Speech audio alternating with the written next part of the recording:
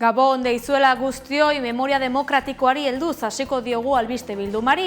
Iruñeko udala hiriburuko hilerriko panteoiaren edukieran ditzen ari da. Espazio hori 1956ko gerraren ondorioz Nafarroan exekutatu eta identifikatu gabe jarraitzen duten pertsonen gorpuzkiak hartzeko erabiltzen da, hainbat hobi komunetatik ateratakoa.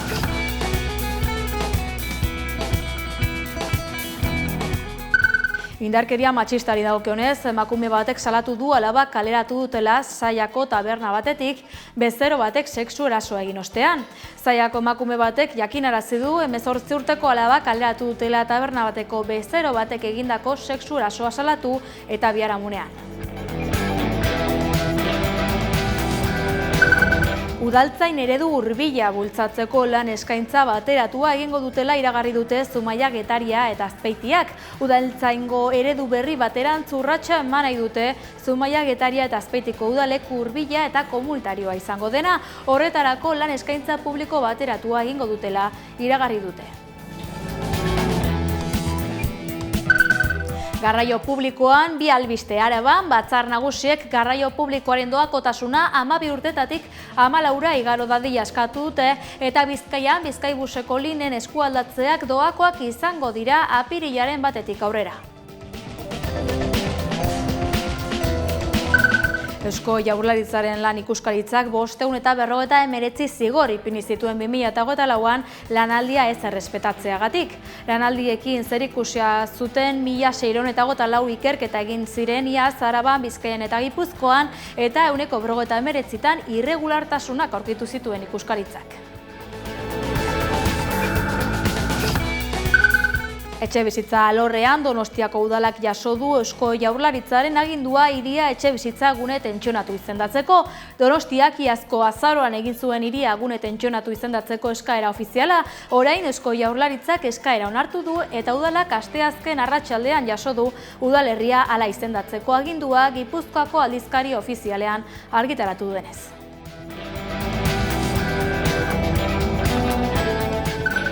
Efemeridei dagokionez gaur duela 22 urte itxi zuten Euskaldunon egunkaria, gertaeren inguruko analisia egin dugu. Hori izan egunkaria guretzat. Hizkuntza, nazioa, herria. Egindako lan guzti hori urtiak eta esfortzu handiak kostatu zitzaiguna gau batez bukatu zen. Suntsitu egin zuten. 2003ko otsailaren 20a, Espainiako Guardia Zibilak Euskaldunon egunkaria indarrez itxi zuen eguna. Garaian euskara hutsez argitaratzen zen egunkari nazional bakarra zen egunkaria. Itxierarekin batera zenbait arduradun torturatu zituzten, tartean hedabide honetako zuzendarioia. Egunkariaren itxieraren aurrean herriaren erantzuna erabatekoa izan zen. Gaur duela 22 urte Espainiako estatuak Euskaldunon egunkaria indarrez egiatu eta zuzendaritzako kideak basatiki torturatu zituen. 10 urte geroago Espainiako justiziak berak ebatzi zuen itxiera funtsik gabea izan zela. Juan del Olmo Espainiako Auzitegi Nazionaleko epaiaren aginduz Guardia Zibila Andoaingo Martin Ugalde kulturparkera iritsi, dokumentuak eraman, egoitza itxi eta Juan Mari Torrealdai, Iñaki Uria, Txema Uzmendi, Martxelo Otamendi, Peio Zubiria, Xaber Oleaga, Xabier Alegria, Fermin Lazkano, Luis Goya eta Inmago Mila atxilotu zituen. Aspaldiko urteetan Madrilgo komunikabideek euskararen erakunde guztien aurka eginiko eraso mediatiko luzearen emaitza izan zen hori. Izan ere, Euskaldunon egunkaria miatzeaz gain argia eta jakin, aldizkarien egoitzak eta ikastolen elkarteko Donostiako bulegoak ere arakatu zituen. Itxieraren ostean 5 inkomunikazio egun eta torturak, Martxelo Otamendi egunkariako zuzendariak aske geratu zenean adierazi zuen arratoiak bezala tratatu zituztela. Tratatu dela izan da eta zalege guztietatik kanpokoa. Berdintzaile edozein eskubide aldarrikatzea, berdintzaile zure egoera, berdintzaile esate ez dakizula, berdin da, zozor esan barrutzu, bizirik atako etzaren du. Hamaika telebistako zuzendario Iñaki Uriak ere gogoan ditu tortura egunak. Haiek izan zian torturak, 5 egun eta 5 gau. Eta izan zen oso gogorra. Eta ez bakarrik niretzat. Horren ondorioz, egun haietako ondorioz, Han izan ginen 10 kidetatik 3 minbizia izan zuten, eta horietatik 2 minbizi horien ondorioz hilintzian. Orduan, pentsa, zen neurriko kontua izan zen. Itxiera eta torturen ostean herriaren erantzuna, biharamunean Juan Mari Torrealdaik torturaren ostean esandakoa bete zen, egunkari berri bat sortu zen, egunero. Egunkari berri bat, berritu bat, eta hobeago bat egitea. Nik uste hori dela guk eman behar dugun erantzuna. Honakoa zioen lerruburu nagusiak itxia, baina ez zigildua. Eta hilabete batzuk geroago, herri ekimenari esker berria egunkaria iritsi zen Euskal Herriko kioskoetara 2003ko ekainaren 21ean. Eta ez hori bakarrik, mobilizazioak izan ziren. Nagusia, Donostian otsailaren 22ean eginikoa, egunkari aurrera bai euskarari lelopean, milaka euskal herritar kalera atera ziren.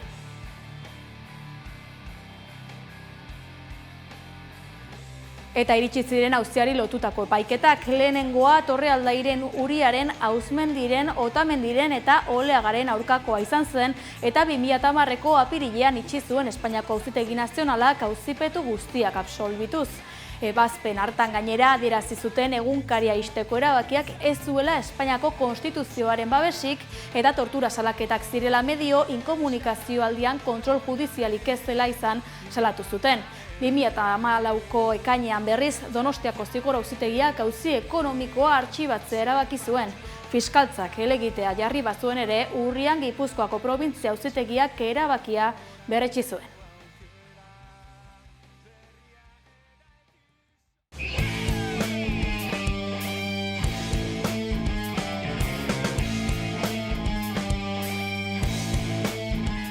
Iturri bakarra izan da, euskara jasoan edo komunikabideetan, importantea zen, oso, eta hutsune bat sortu zen, gero ez orionez bete zena. Ikaragarrizko eragina izan zuela, eta bai euskaratzeko genukan komunikabide bakarrenetako hori baitzat horrela itxita ikusteak, ikaragarrizko galera edo suposatu zuela guretzat, ez da? Hor atzitzan egunkaria, lokal txiki batean, egian, bai, Carmengo ama 32B, eta horiek egiten zuten lana, egunez, gauez. Eta horitzen dut, jendea mugitu egintzela eta mugimendu soziala handi izan zela horren alde pasada bazterako. Niretzako oso egun gogorra izan zen, lehenengo aldia batzuk ezagutzen ditulako, eta gero bestela ere egunkari bat itxiera ez. Sekulako kolpe izan zela egunkariaren iztera, lehenengo izan zen gara, egin eta gero egunkaria. Oso bortitza izan zen. Asarria, impotentzia, eta egon ezina, baina asko itxegorik ez eguan, bakarrik manifak eta protestak besteik ez.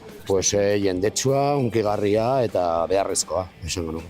Manifestazioa goratzen dut, Antiguoko tuneletik eta abiatuta, eta Euskaldunok edo bertan ginen, baina baita Euskal Herritik kanpo ere jende asko etorritzala, eta jende asko gintzat adierazi zuela bere, gurekiko gintzat anaitasun hori ez da. Gure ama kostatzen zitzaion ibiltzea, eta batzuk ezagutzen zituen orduan, igual izan da manifa bakarra, bestela lanean zegoen, gero gaizki biltzen zen, eta inoiz etzan juten. Eta egun horretan horre egon zen ere, Momentu hori hartan, bagenekien hori izaten direla torturak. Baina Martxelo Otamendiren torturak izan eta gero, nik uste du jende gehiago sinesten ez zutenak begiak ireki zituztela.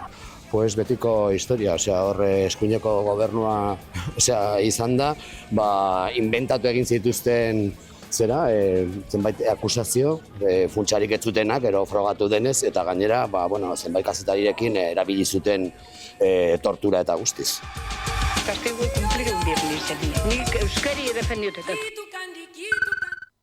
Elia Santon hilda, Nafar abertzale eta Ezkerra abertzaleko militantea.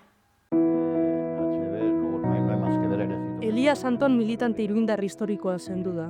Herri Batasunako Iruñeko zinegotzioia torturen biktima izan zen eta oso inplikatuta egonda beti memoria historikoarekin. 2017an frankismoko krimenen aurkako kereila argentinar ezagunean parte hartu zuen. Frankismoaren krimenen aurkako udal baten estatu mailako lehen kereilan agertu ziren 17 pertsonetako bat izan zenaren kasua, EH Bilduk Iruñean bultzatutakoa. Herri Batasunako zinegotzi zenean 1981ko apirilean atxilotu zuten Anton Madrilen. Atxiloketa horren ondoren bidasoaren mugatik harago babestu behar izan zuen. Behin baino gehiagotan jakinarazi zuen poliziek torturatu egin zutela 70ko eta 80ko hamarkadetan. 1989ko San Ferminetan txupinazoa botatzeko orea izan zuen. Patxi Zabaleta eta Iñaki Behorlegiren atzetik, metza piztu zuen Herri Batasunako 3. zinegotzia izan zen. Hainbat izan dira sareetan hura gogoratu dutenak.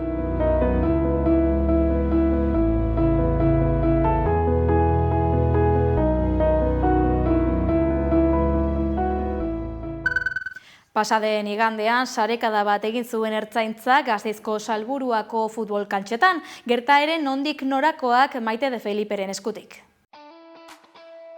Gasteiz antirrazista plataformak Salburuako auzoan futbol txapelketa batean ertzaintzak izandako jarrera salatu du. Gertakariak igandean eman ziren gaueko 8:30 aldera, 50 ertzaina inguru agertu eta futbol zelaia hustu zuten. Plataformak esandakoaren arabera gazte arrazializatuei miaketak eta atxikipen selektiboak egin zizkieten. Naiz eta azpimarratu nahi izan duten, etzela inolako istilurik egon ertzaintzak egindako operazioa justifika dezakeenik. Haien hitzetan, honek guztiak ez du lekurik demokratikoa eta berdintasunezkoa dela dioen gizarte batean. Izan ere, Gasteiz antirrazistak praktika horiek pertsona arrazializatuengan duten eragina nabarmendu du. Besteak beste, beldur eta larderia giroa sortzen baitute. Horrelakorik berriro gerta ez dadin, plataformako kideek gertatutakoa zorrotz ikertu eta ertzaintzari erantzunkizunak eskatzen dizkiote. Kande BX izan da futbol torneo honen antolatzailea.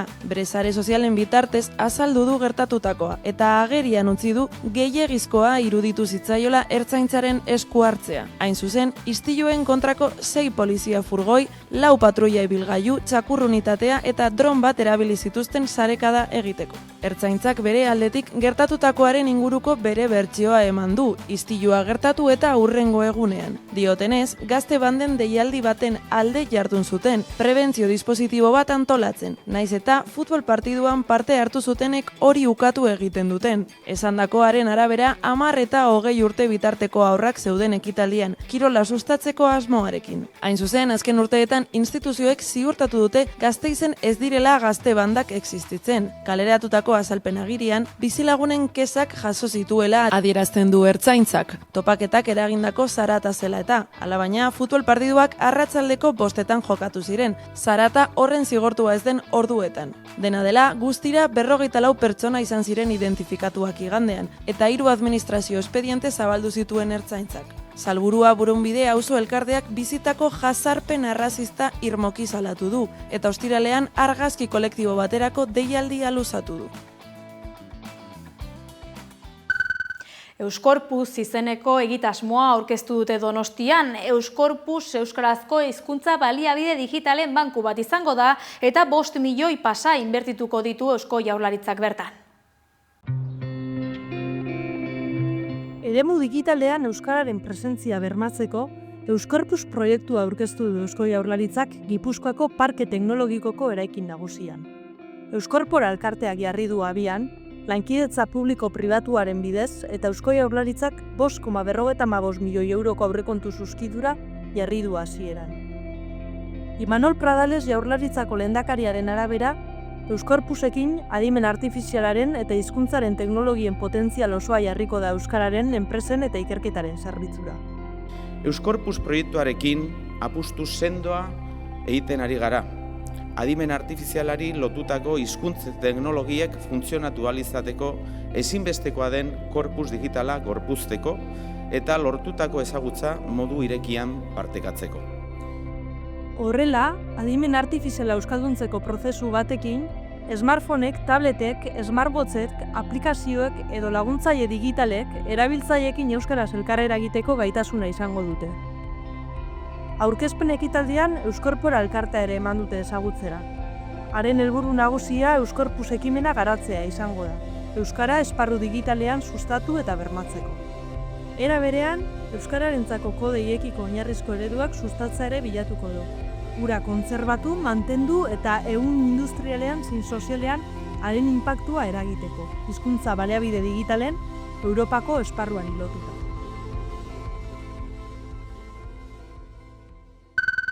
Bi hamarkada bete ditu Irutxuloko hitzak, Beñat Parra Irutxuloko hitzako zuzendariarekin egin dugu hitzordua Egiako bulegoan. 20 urte bete dire Irutxuloko hitzak aurreneko alea argitaratu zuenetik. Bi hamarkada bete ditu edabideak tokiko kazetaritza mundura zabaltzen eta batez ere Donostian euskaraz komunikatzen.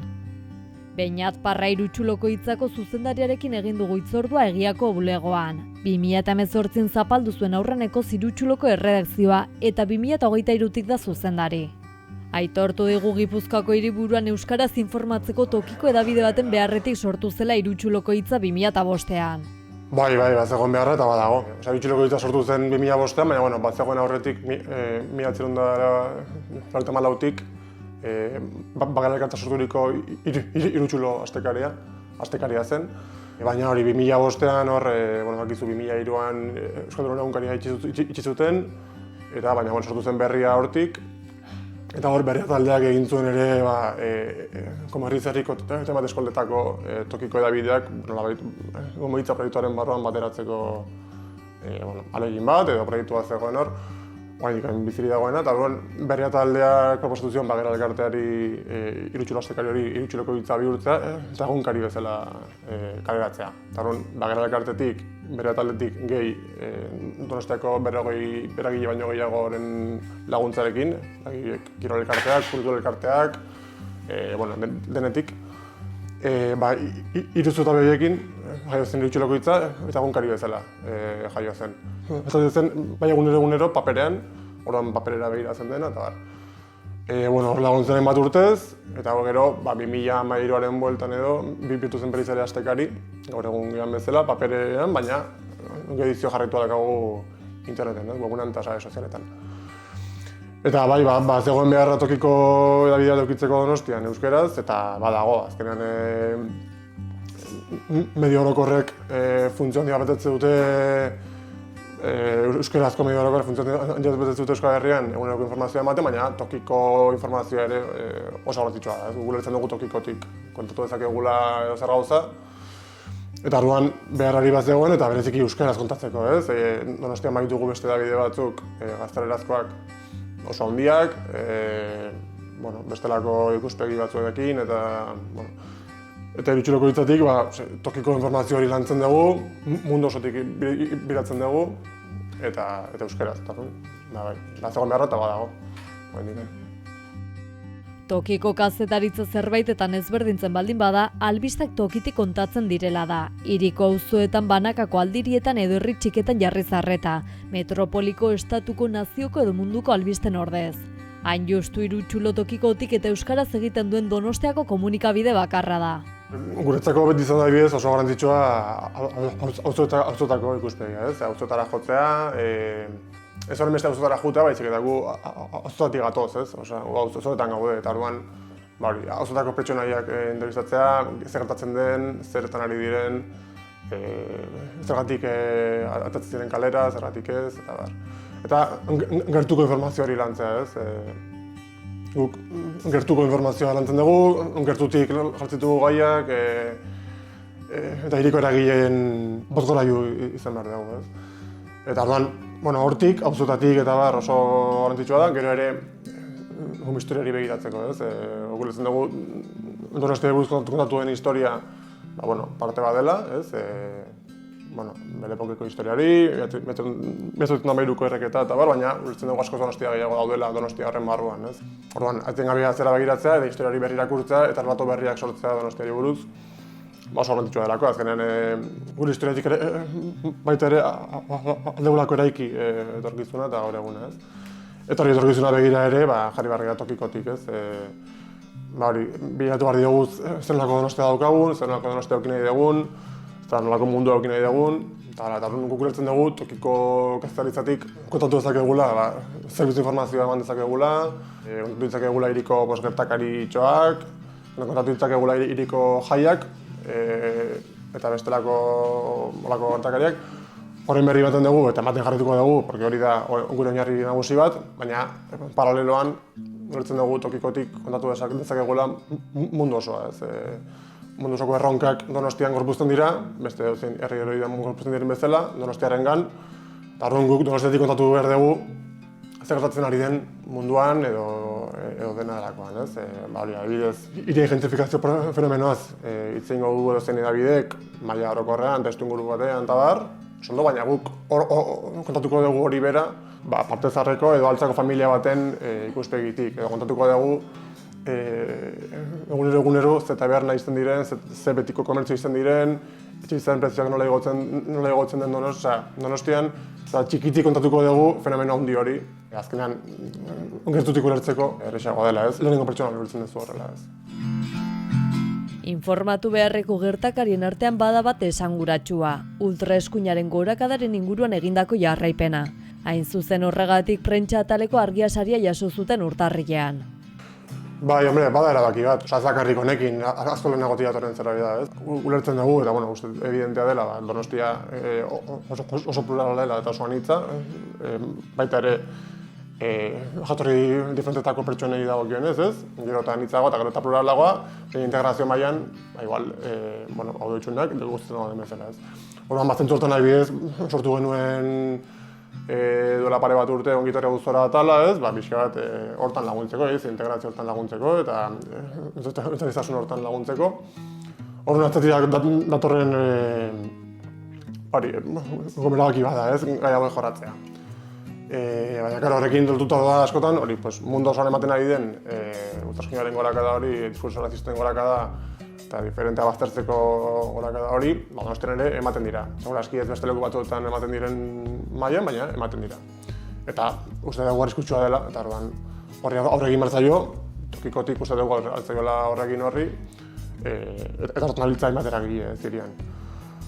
Orduan, ikusten egin hor bat zegoela horako diskursoen gorakada bat, arriskutsua izan zitekena, eta guk argi ikusten genuen kazaritzak ardura handi bat daukala hortan, eta denok gagula posizio bat.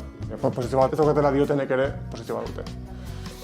Orduan, guk argi gure posizioa dela giza eskubideen alde eta berdintasunaren alde. Orduan, ikusten dugu hor bat zegoela arrisku hori, eta horren berri ematea erabaki genuen, modu zintzoan eta hori posizio bat hartu. Ez dela baten argarria, seinalatzea egertasun egitasmo bat, kaleko aferri solidarioak bezala, ez da zilegi. Orduan, guk egon behar genuen, horren berri eman behar genuen, eta defendatu behar dena, ez? Hemen balin badago arazo bat, ikuspegiratu behar zaiola ikuspegi globalago batetik, ikuspegi zabalago batetik, eta konponbide zabalagoak eta konplexuagoak eman. Orduan bai, hartu genuen erabakia, eman genuen horren berri, eta ematen jarrituko dugu. Eta jarraipen eman genuen, eta emango dugu oraindik ere. Eta, jarraipen horri esker, jaso dugu prentsako argia saria, kriston poza handia eman digula, kriston etorpena da guretzako. Eta jarraituko dugu bideo horretan, batutan jantuko dugu eta sartutan ez dugu asmatuko, baina uste dugu kazaritzak duen ardura dela hori. Gai hauen aurrean ikuspegi zabalago batetik begiratzea eta aurre egitea behar den bezala. Euskarazko komunikabide bat aurrera eramatea ez da erraza are gutxiago garaiotan. Tokiko komunikabide batek ere zailtasun handiak dituela onartu digu Parrak. Beste gara batzutan baino hobeto, hori bai, baina beti ere prekariade baten munduta gaude, kazetaritza prekarioa da zentu askotan, euskeraz denean asko zare gehiago eta tokiko edabide txiki batean gehiago. Orduan, balebi aldetik, kriston margena dakagu hor gora egiteko eta hobetzeko, baina hori ez da batea erresa, horretako behar delako alde batetik erakunde publikoen babesa, baina batez ere jendearen babesa, irakurleen babesa, arpidedunen babesa, Eta bar, gero eta babes gehiago izan, orduan eta egonkorrako aukiko dugu, orduan eta baliabide tekniko eta pertsona lobeak ukiko ditugu, orduan eta beto ingo dugu gure lana eta orduan eta indartxoak izango gara. Eta beto ingo dugu tokiko kazetaritza hori betzen izuna. Orduan, bastante prekarioa izaten jarraitzen duen sektore bat da, nahiz eta urte hauetan bai eman diren hobekuntza txiki batzuk, baina oraindik asko dago egiteko bide honetan, euskararen arlorrean bereziki gora egin behar dugu zentontan, porque bestela ezin delako lan duin bat egin. Lantalde batek osatzen du Irutsulo. Askotan ikusi ez arren webgunaren eta paperaren atzean 10 pertsonako ekipoa dago. Gure taldeak gea 10. Lantalde, digamos, finkoa ez. Erredakzioan 5 pertsona gara, 5 kazetari, ni barne. Eta gero, administrazio atalean, kudeatzailea, komertziala, diseinatzailea eta marketing arduraduna, sustapen arduraduna. Eta argazkilari bat daukagu, ez dago hemen egunerokoan, baina gure taldearen parte da. Baina hortaz aparte, badakagu hor kolaboratzaile sare zabal bat, beti dakagu erronkak eta zabalago izateko, eta gure iritzigileak, argazkilari batzuk gehiago ere kolaboratzaile sare horretan, kazetari batzuk ere pieza batzuk idazten dituztenak, eta proposatzen dituztenak eta bar. Orduan, Irutsuloen familia bastante zabalagoa da, hemen gauden 10 pertsona baino, baina hori, egunerokoan 10 pertsona dira. Irutsuloren 20 urteak betetzeko Santelmo Museoan ekitaldia egin dute. Edo nola ere urte osora luzatuko dira ospakizunak eta berritasunak. Paiak hau asmoa urte osoan zehar ospatzeko 20. urte horren hau, eta hainbat egitasmo eginez bereziki iriko eragileekin elkarlanean, azkenean lehen epatu baina iriko eragile horien guztien elkarlana ezinbestekoa da guretzako, komunitatea eraikitzen da tokikotik eta komunitate horrekin elkarlana ezinbestekoa da guretzat, orduan urte osoan zehar ingo ditugu hainbat jarduera urte horren ospatzeko, testuinguru horretan, eta gure balioak mahai gainean jartzeko eta aldarrikatzeko, eta bar. Eta gero, beti gaude osarketa prozesu baten mugilduta, bai sare sozialei dagokienez, webgunei dagokienez, hashtagei dagokienez, berritasunak sartzeko, molde berriak sustatzeko, jartzen dugun paperaren inguruan bueltak emateko ere, eta bar. Orduan, etorriko dira aldaketak eta berritasunak. Etengabe gaudelako bueltak ematen gure lanari, egiten dugun paperari sareetan, hirian, webgunean, orduan etorriko dira. Etorri dira 20 urte hauetan, aldaketa asko egon dira eta etorriko dira. Irutsulok beste horren beste urtez lanean jarraituko du zuzendariak dioen bezala tokikotik komunitatea eraikitzen delako, garaiaren kronika egiten delako eta mundu osoa kontatzen delako.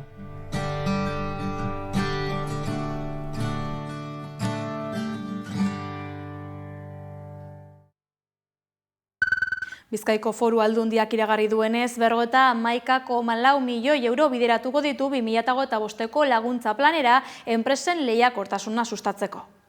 Ekintzailetza, berrikuntza, nazioartekotza eta talentua erakartzea sustatzeko diru laguntzak iragarri ditu Bizkaiko Foru Aldundiak. 51,4 milioi euro bideratuko ditu zehazki 2025ko laguntza planera enpresen lehiakortasuna sustatzeko asmoz. 51,4 milioi eurotan baloratutako plana itzuli beharrik gabeko diru laguntza programek, zerbitzu sorta zabalak, inbertsio funtsek eta proiektu estrategikoek osatzen dute. Eta Aldundiak enpresa eta pertsona ekintzaileen eskura jartzen ditu haien hazkundea eta lehiakortasuna indartzeko. Laguntza planak 55 baliabide barne hartzen ditu laguntzak, zerbitzuak, funtsak eta proiektu estrategikoak besteak beste guztira 6,2 milioi euroko zuzeneko laguntza sorta eskaintzen du. Nazioartekotzeari eta enpresa berrikuntzari 30,8 milioi euro bideratuko zaizkie digitalizazioari eta jasangarritasunari arreta berezia eskainiz. Ekintzailetzaren alorrean 15,5 milioi euro erabiliko dira eta talentua erakartzeko, fidelizatzeko eta garatzeko beste 5,1 milioi euro inbertituko dira. Balio erantzi handiko eskaintzarekin bereizteak berarekin dakar gure enpresek beren estrategiaren erdigunean kokatzea, guzti hau. 2005ko laguntza plana helburu horrekin diseinatu dugu. Aipatutako 6,2 milioi euro horietatik 19,25 milioi euro enpresa berrikuntza sustatzeko erabiliko dira eta zenbait programa estrategiko barne hartuko dituzte. 3 programa esaterako zeinak 4,7 milioi euroko aurrekontua izango duen eta inpaktu handiko proiektuetarako 500.000 eurorainoko laguntzak eskainiko dituen. Ekintzailetzaren arloan 3,1 milioi euro inbertituko dira startup eta proiektu berritzaileei itzuli beharrik gabeko laguntza emateko programetan, horien artean enpresa sortu berrien azelerazioa eta negozio berrien sorrera sustatzen dituzten ekimenetarako. Nazioartekotzearekin lotutako programetarako 2,85 milioi euroko diru laguntza babes izango da. Bestalde, talentua garatu, erakartu eta fidelizatu nahi duten ekimenetarako 1 milioi euroko zuzeneko laguntzak eskainiko dira. Heldu gara amaierara, badakizu euskarazko bergeiagorako sartu 11 puntu eusatarian edo kuskusiatu gure sare sozialak. Ongi izan.